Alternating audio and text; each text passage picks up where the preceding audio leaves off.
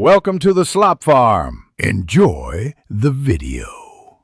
You start by making sure power and video paths are ready, because HDMI carries both audio and video and gives best quality. First, place the Wii U dock so cables reach comfortably. Next, plug the AC adapter into the console and a live outlet. This prevents intermittent power drops. Then, connect the HDMI cable from the Wii U HDMI OUT to your TV HDMI in. If you must use composite, match the color plugs. Once done, keep the gamepad nearby to charge. Now power on the TV and switch it to the HDMI input you just used, because the TV needs the correct source to display the console.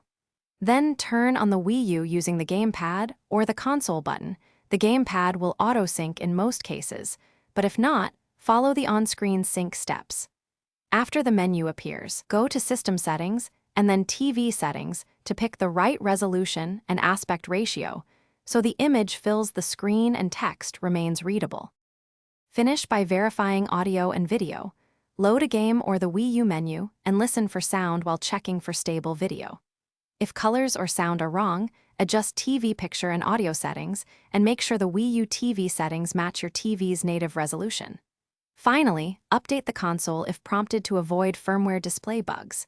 If nothing appears, try one key troubleshooting tip. Reset the HDMI, switch ports, or power cycle both TV and console. This clears handshake. Thanks for watching. Consider subscribing if we helped you today.